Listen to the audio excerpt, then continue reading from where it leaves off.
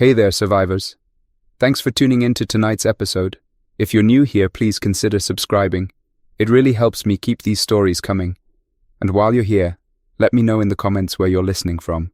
Now let's get started. It always comes back to this moment. The top floor of a half-collapsed parking structure near Fort Hamilton, under a sky the color of old lead pipes, with helicopters rumbling in the distance. Everything else spins through my head in a single flash, like one endless reel of a film running at triple speed. Each scene, each day, each decision that led me here clutches at me in fragments, as if I'm flipping through snapshots of a life I hardly recognize. But it's not a life I can set aside.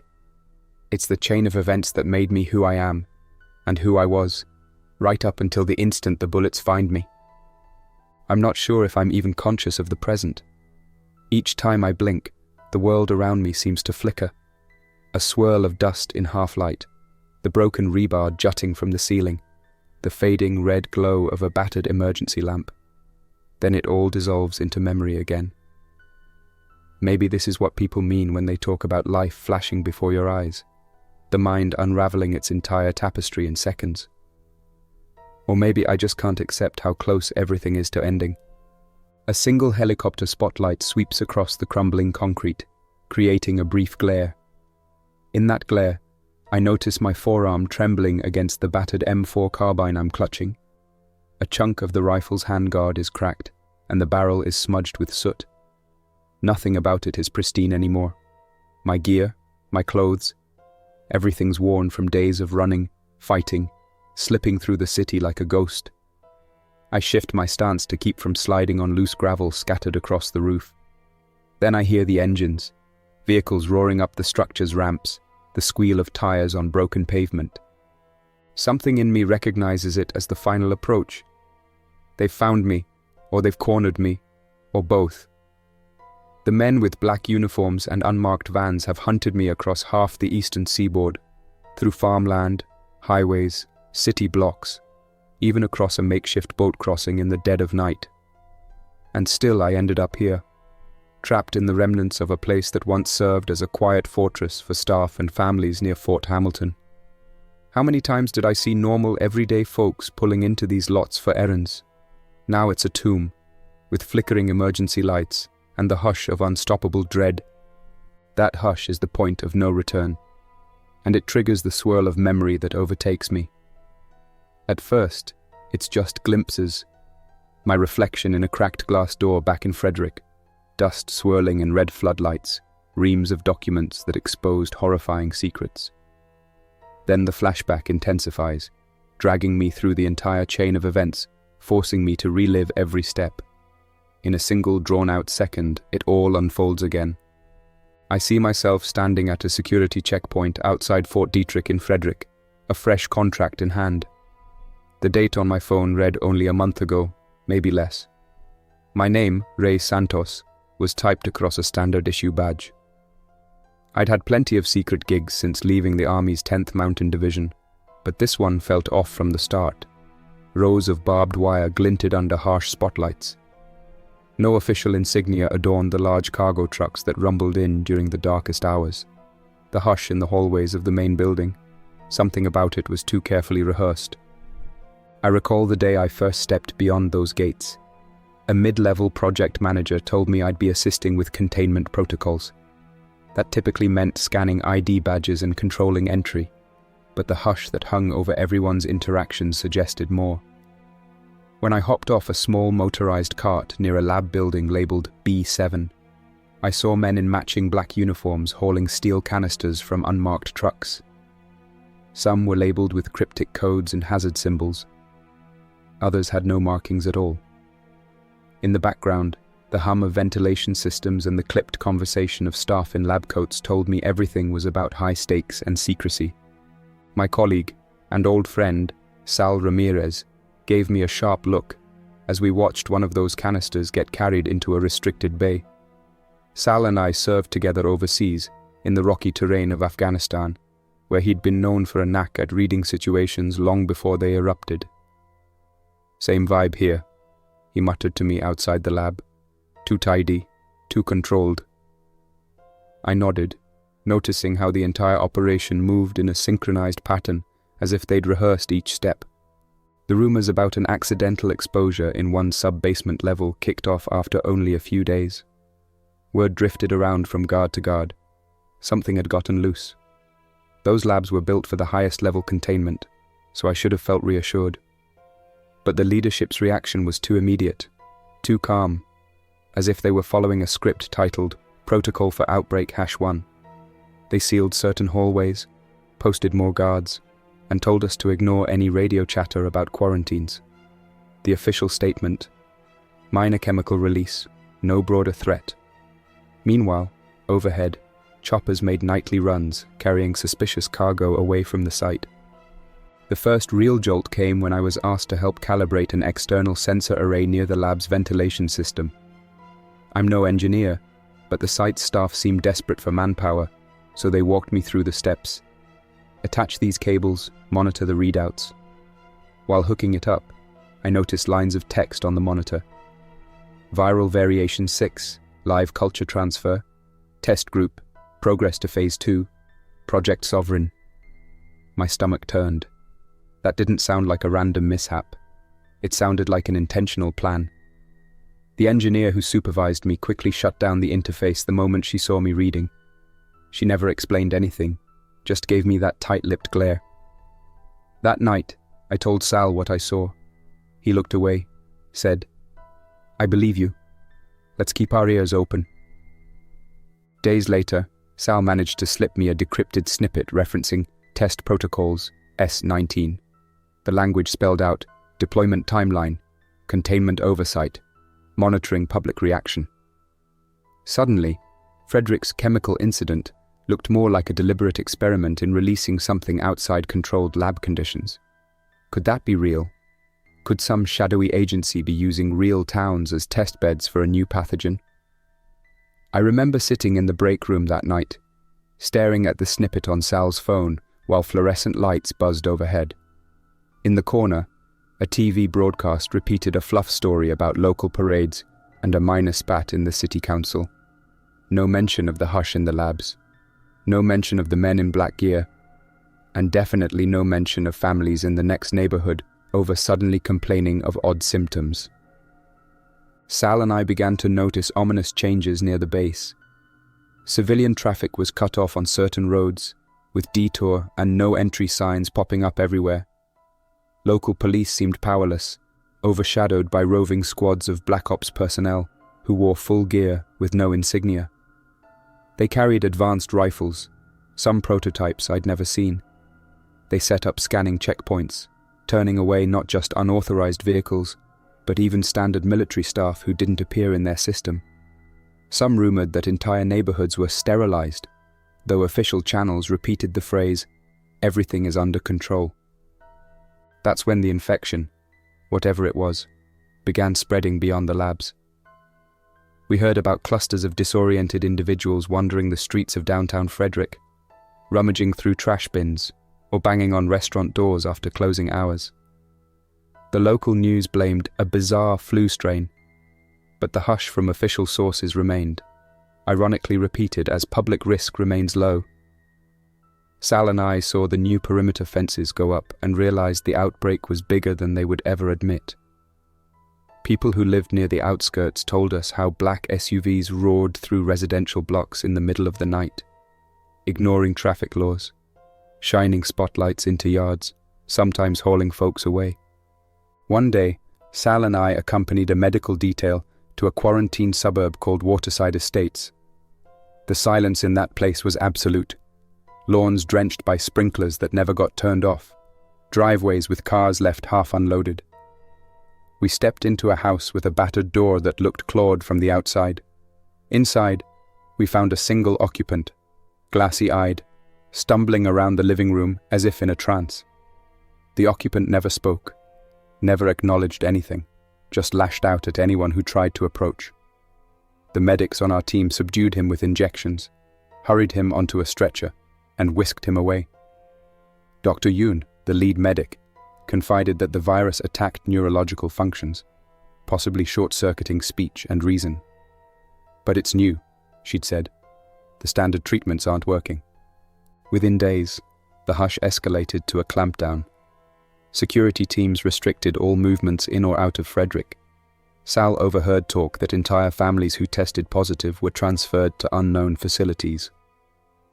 The swirl of black SUVs and unmarked cargo trucks grew heavier. Meanwhile, more and more people showed those same blank expressions, or that same slow, lurching gait.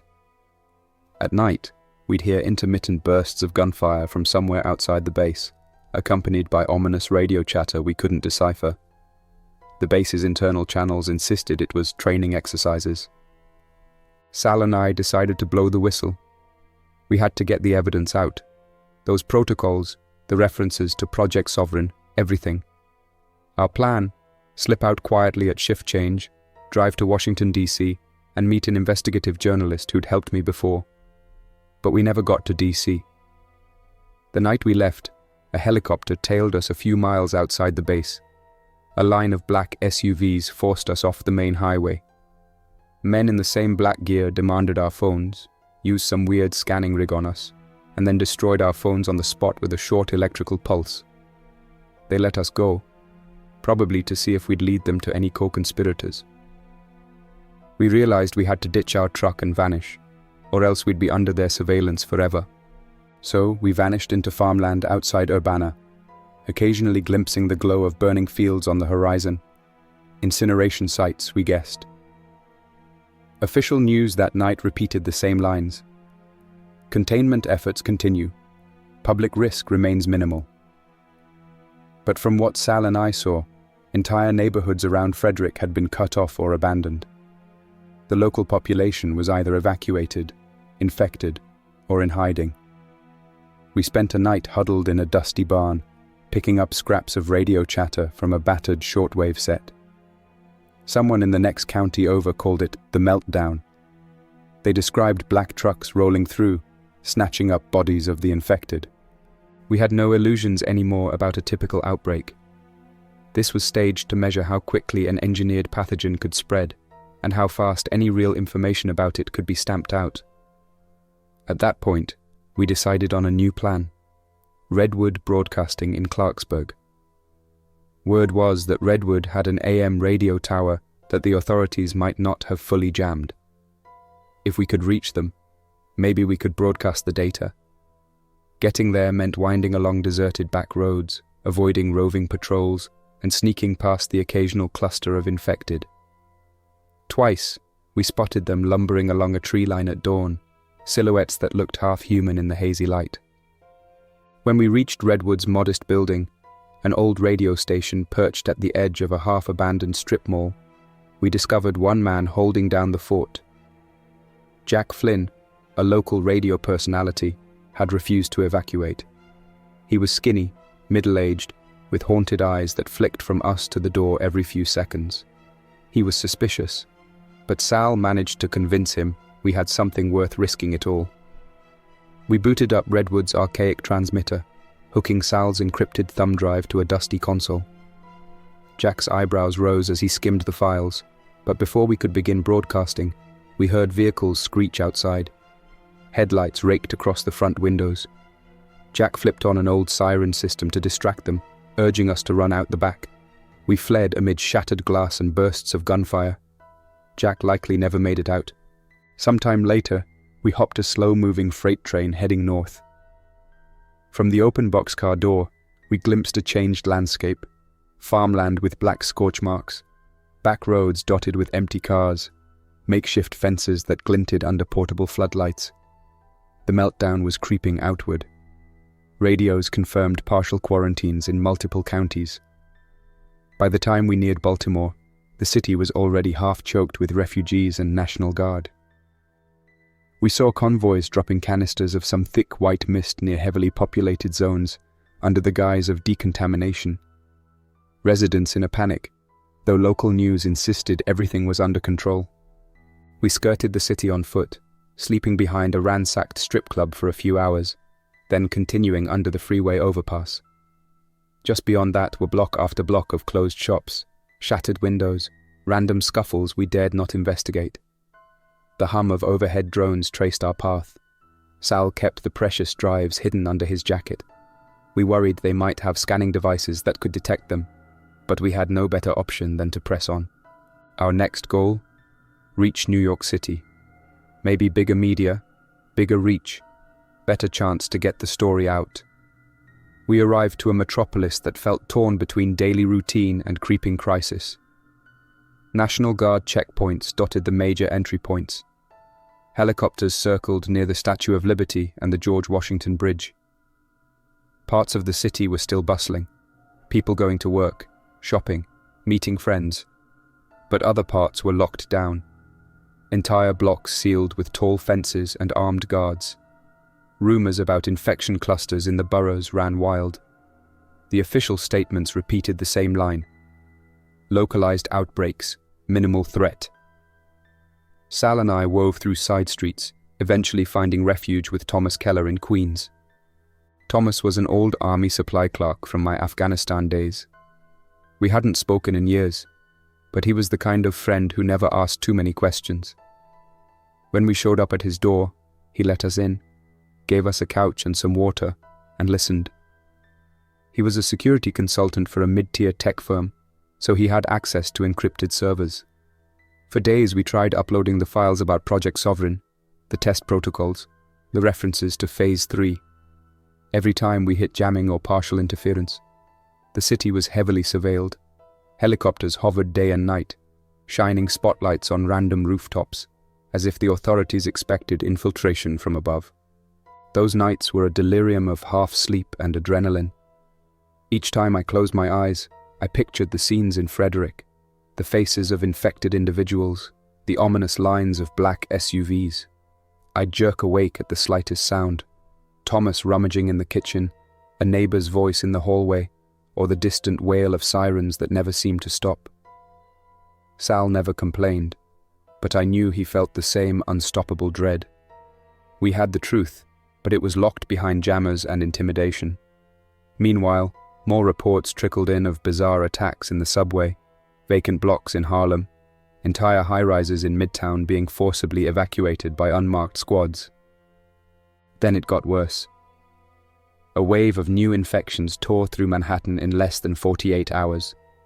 Social media exploded with frantic posts. Then those posts vanished. Official channels insisted on isolated events, but the city buzzed with rumors of entire hospital floors overrun, doctors deserting their posts, and roving black ops teams that quarantined entire neighborhoods at gunpoint. Local broadcast stations began showing urgent announcements. Stay in your homes unless advised otherwise. The swirl of chaos told us the meltdown we'd seen in Frederick was now hitting an even larger stage.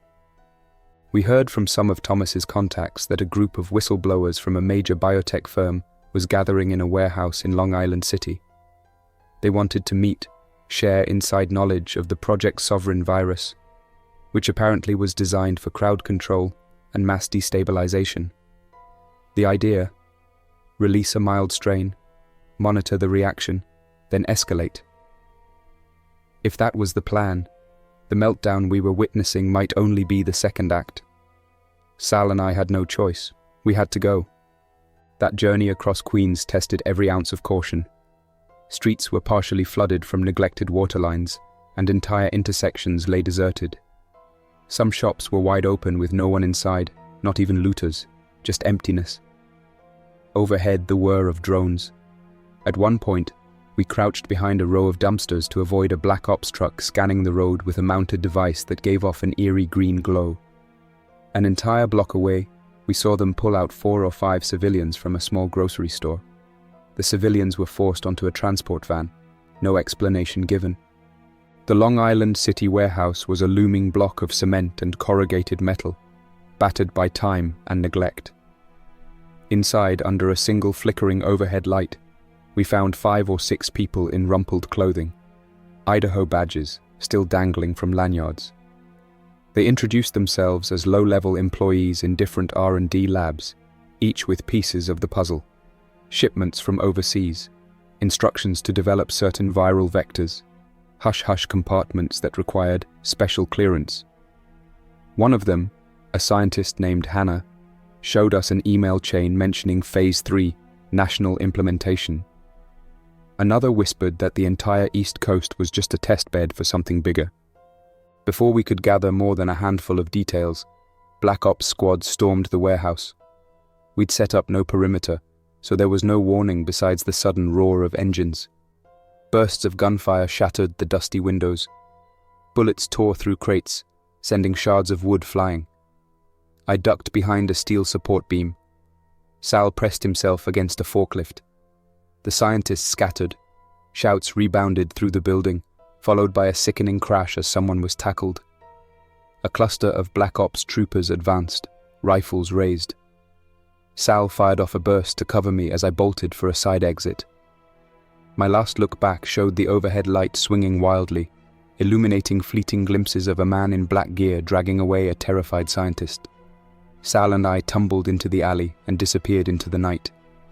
Thomas never made it out of that meeting. We found his destroyed phone near the back loading dock. Whether he was captured or worse, we never learned. The meltdown across the city accelerated. Helicopters dropped more white canisters in some neighborhoods, while in others, the infected walked openly in broad daylight. Public transit gradually ceased.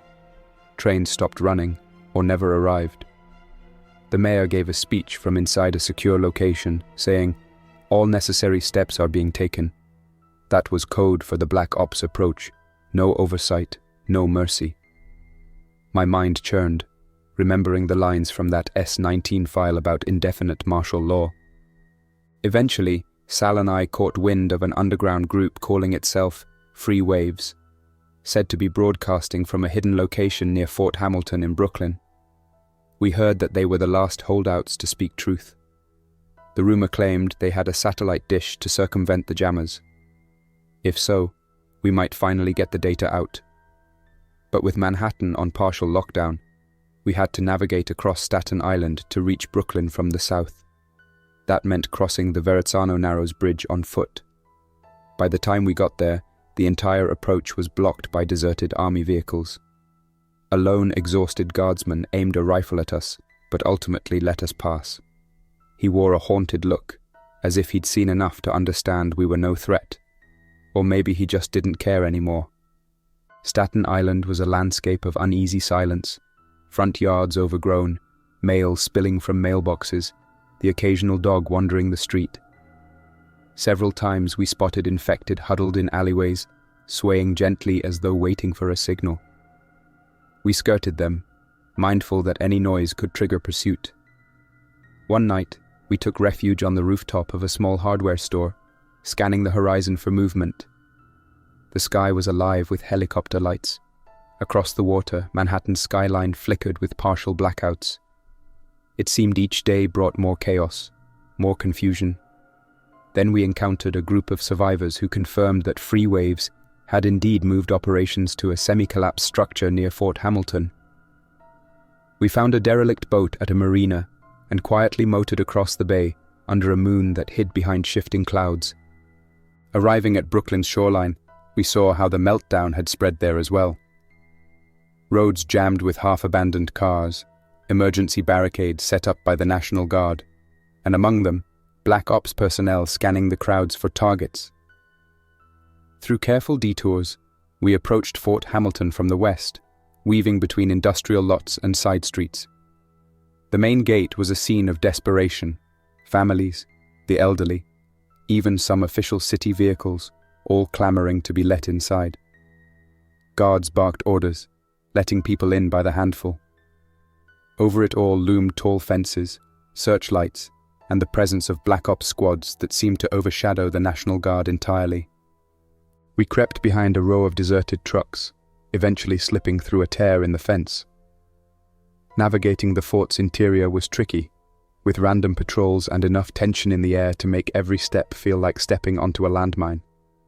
Then, after skirting a crumbling administration building, we found a multi-level parking structure battered by time. Half its top floor collapsed. Beneath the broken concrete beams, we saw them. A group of around a dozen people crouched over a portable generator and a large satellite dish. This was Free Waves. They recognized Sal from an old side job he'd done providing security for a different whistleblower story. Their leader, a wiry woman with anxious eyes, explained they'd been broadcasting short bursts of uncensored info whenever they could. Jammers were strong, but their dish had a brief window in certain frequency ranges. We told them about the files we had, the partial data we'd gleaned along the way. They agreed to help us upload it in one final attempt to blow open the truth behind Project Sovereign. That's how we ended up on the top floor. The group hurried to hoist the dish into position, hooking it to battered laptops, while Sal and I guarded the ramps. I remember the overhead sky tinted with the last colors of evening, the city lights on the horizon flickering as if they might burn out at any moment. The Free Waves folks used small battery-powered lanterns to see their console. Thick cables snaked around a labyrinth of rubble, each wire crucial to the uplink. Their only source of power, a small generator tucked behind collapsed concrete pillars. The entire scene felt like something from a desperate war movie, a final stand broadcast. Then the Black Ops squad showed up, as if on cue. Engines roared up the ramps, tires screeching, doors slamming. We heard them bark orders in low, clipped tones. The Free Waves watchers scrambled, trying to shield their equipment or break it down to relocate, but we needed those few minutes to finish the upload. Lena, a slight woman with a firm resolve, typed furiously at a laptop connected to Sal's drive. The progress bar crawled. Sal crouched by a support column, scanning the darkness for signs of movement. I hovered near Lena, rifle in hand, practically feeling the tension pulsing in my thoughts. Shots erupted below, a staccato of gunfire echoing through concrete. Flares of light danced across the lower levels as muzzle flashes lit the gloom. Someone shouted that the squads were advancing. Lena hissed that we needed just another minute or two. The bar crept up, 59%, 60%, 70%. The generator sputtered. I closed my eyes for a second, silently willing it to keep going. Suddenly, black-clad figures stormed the upper level, shining mounted flashlights that cut swaths of glare through the dusty air. One beam pinned Lena. She ducked behind a makeshift barrier. Sal fired a short burst, forcing the men to scatter. Another volley came from behind them. Sparks flew as bullets shattered lumps of broken concrete. Someone else from Free Waves tried to flank the squads and drew their attention for an instant. I remember glancing at the console. 85%. The laptop beeped an error. Lena hammered the keyboard. Sal fired again, then hissed in pain, staggering back. I darted over to him, catching him by the shoulder. His jacket was torn at the abdomen, a dark patch blossoming there. He tried to steady himself, teeth grit, and gestured for me to keep going. Lena yelled that we were at 98%. A Black Ops trooper rushed forward, rifle raised. In the swirl of chaos, I turned the M4 on him. The muzzle flash was disorienting in the dim light. The trooper fell, but behind him loomed the tall, lean figure I remembered from that first confrontation in Frederick, the half-masked commander. He marched forward, ignoring the confusion around him. Lena shouted, 100%! We got it! She fumbled for another cable to finalize the broadcast. A single shot rang out from the commander. Sparks leapt from the laptop console. Lena shrank back, but the screen still glowed faintly, text flickering. I saw transmission initiated for a split second. Then the generator took a bullet. It sputtered and coughed, flickering out. The laptop display dimmed. Lena let out a gasp. Whether from relief that we at least tried or from desperation, I couldn't tell. Bullets chewed through the cinder blocks overhead. Dust rained down. The other Free Waves members scattered, some of them screaming, some returning fire. Everything was chaos, swirling in an enclosed ring of flickering light and swirling dust. That's when it happened. A new roar from below signaled a fresh wave of intruders, but not Black Ops. The infected swarmed into the structure, drawn by the noise and the lights. Another round of gunfire erupted, this time from the troopers turning to face a tide of shambling figures. Their half-human movements filled the ramp behind the squads. Shouts of alarm rang out. Some troopers tried to hold them back, only to be overwhelmed by sheer numbers. The men in black gear, so calm and methodical moments before, devolved into frantic close-quarter engagements. I found Sal leaning against a half-toppled column, breath shallow, eyes flicking around in a daze. Lena crawled behind the blackened remains of the generator, glancing at me with a mix of resignation and fleeting hope, as if to say, "We did it, or at least we tried." Then she ducked as a trooper rushed by in a panic, pursued by 2 or 3 of the infected. Their blank expressions and shuffling gaits gave way to sudden lunges whenever they cornered someone. I tried to steady Sal, hooking an arm under his. The swirl of bodies around us was a storm of muzzle flashes, screams, and that low, unsettling moan from the infected. In my periphery, I saw the tall commander spin around, fire several shots into the infected, and then vanish behind a concrete pillar as more swarmed in. The structure's overhead lights flickered again, plunging sections into near darkness. A random explosion rocked the ramp below. Someone must have hit a gas tank or some improvised device. Flames licked upward. "Get out," Sal mumbled. I could barely hear him over the roar. He pressed the thumb drive into my hand, the last piece of physical evidence. He tried to push me away, but his strength was fading. Even in that confusion, I wanted to drag him along, but a wave of infected barreled across the rooftop, thrashing at anyone in reach. A half-dozen troopers were slammed back. The entire top level became a swirling avalanche of chaos. I gripped Sal's shoulders, ignoring the burn in my arms. The swirl of memory was already pulling me in, but I forced myself to stay in the present, to try to find a path out. More infected converged from the ramp side. The Black Ops squads were pinned, half of them gone from sight. Lena yelled something, but the words were drowned. She tried to crawl toward me, though the cables and rubble were in her way. Then the tall commander re-emerged, stepping through the madness with single-minded purpose, flanked by 2 troopers still on their feet. His half-mask was cracked, revealing a sliver of a jaw set in grim determination. He aimed his rifle in my direction. Sal tried to stand between us, but the commander's expression never changed. The muzzle flash was a white-hot strobe. Sal jerked, then sagged to one side. A wave of shock swallowed my mind. I heard the click of an empty chamber in my own rifle. Useless. The troopers advanced anyway, rifles barking. Lena's console sparked again, probably destroyed for good this time. In the next breath, a stray group of infected slammed into the commander and his troopers. He toppled back in a crush of bodies. Gunfire rattled. In that moment, I staggered towards Sal, trying to lift him, but he was limp, eyes distant. Blood spattered the concrete. I clenched the thumb drive. With no bullets left, no plan, nowhere to run, I could only stare as the swirl of movement came at me from all sides. The next second felt like falling through water. The entire parking structure whirled. Lights flickered. Gunshots echoed. Figures lurched in arcs of chaotic movement. I backed away from the largest cluster, noticing a small gap leading to the structure's outer ledge. Broken pieces of the concrete barrier left a knee-high wall. Beyond that, a drop of multiple stories down to the street. I paused, glancing from the ledge to the troopers engaged in a final, desperate fight with the infected.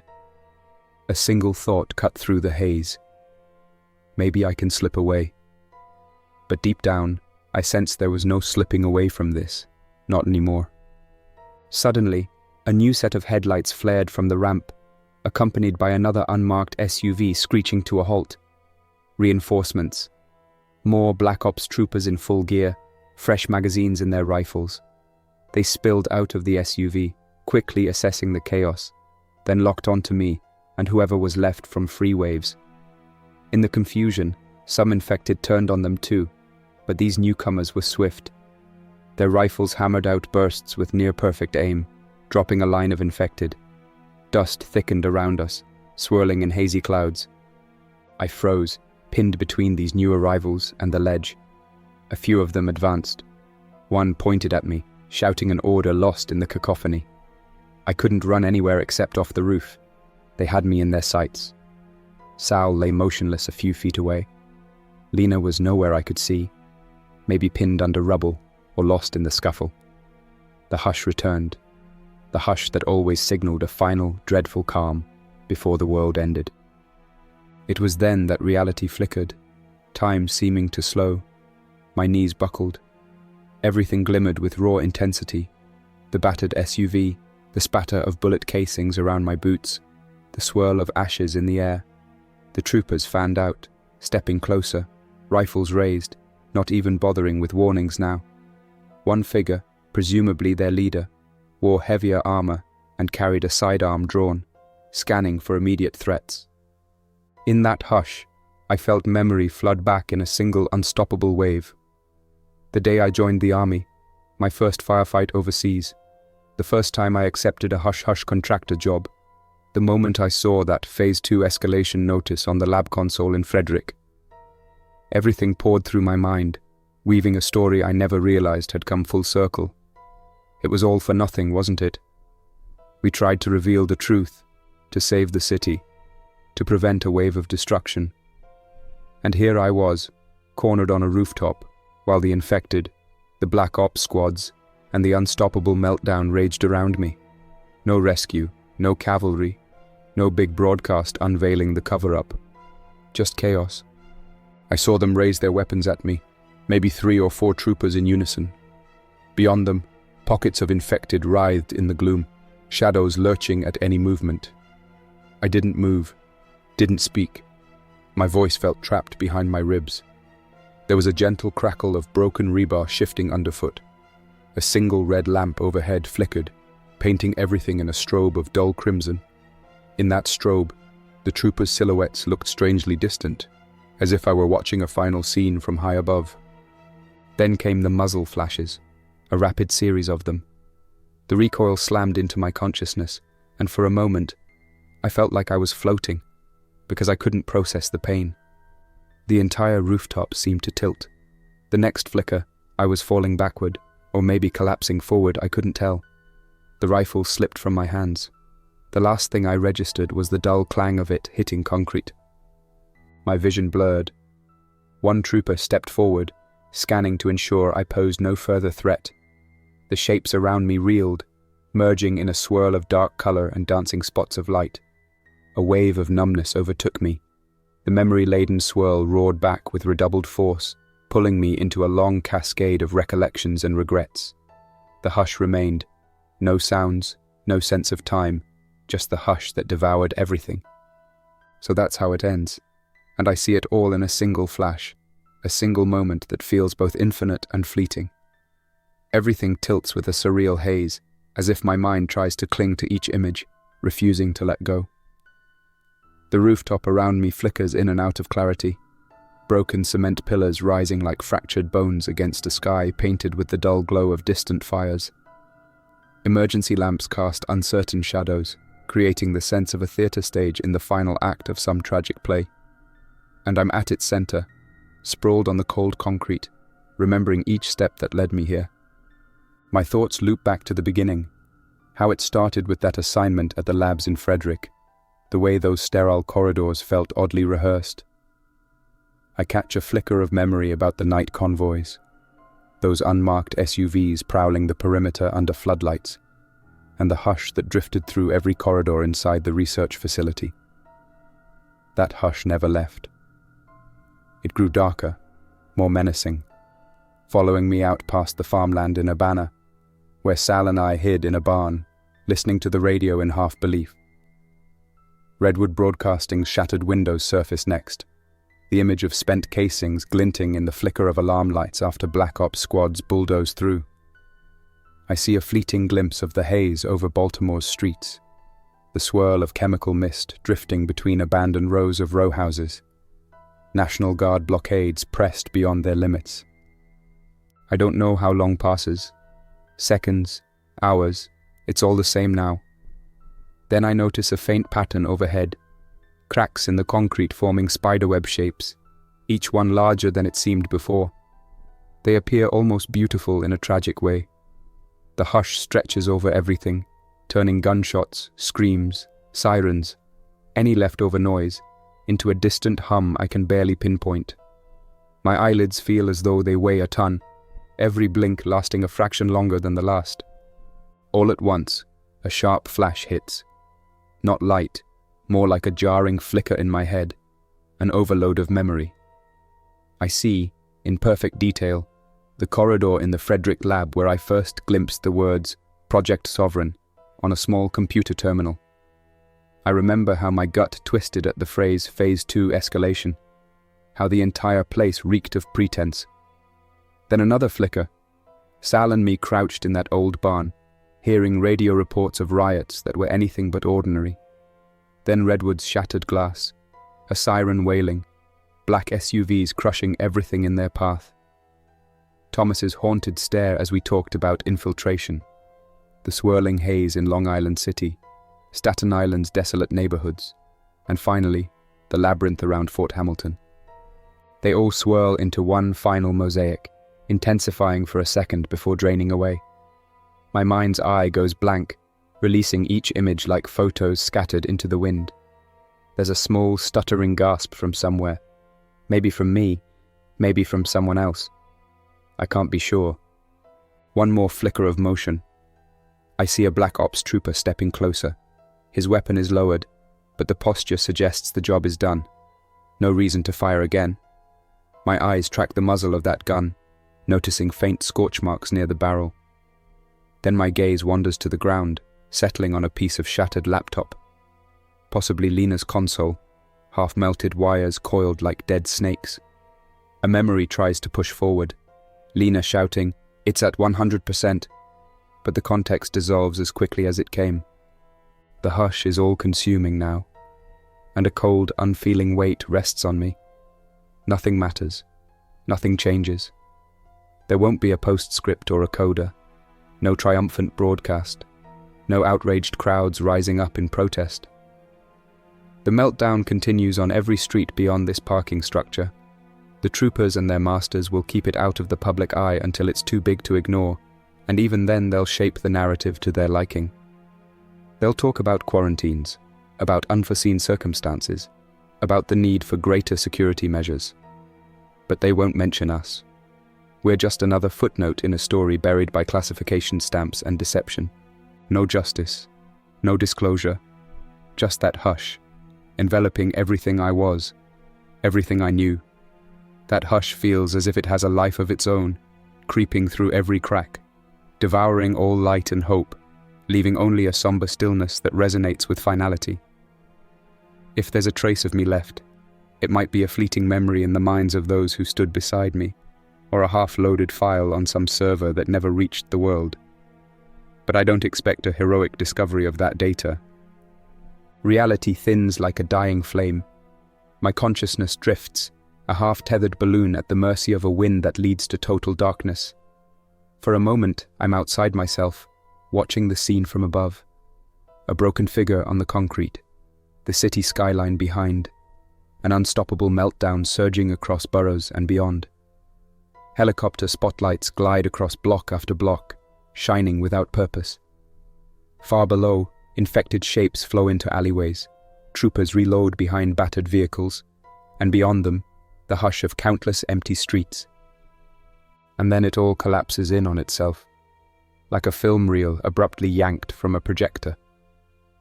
A final blankness descends, pure and absolute. No more images, no more swirling dust. Even the hush becomes indistinguishable from nothingness. All of it, my entire life, condenses into that single flash. Every attempt to warn others, every scrap of data Sal and I risked everything to protect, every vain hope that the meltdown could be staved off, gone. The reel runs out, the screen goes dark, and the silence is endless. That's all for now. Thanks for listening. If you enjoyed this story, don't forget to like and subscribe for more unsettling creepypastas. Your support keeps my channel alive. Until next time, stay quiet, stay vigilant, and trust nothing, not even the silence.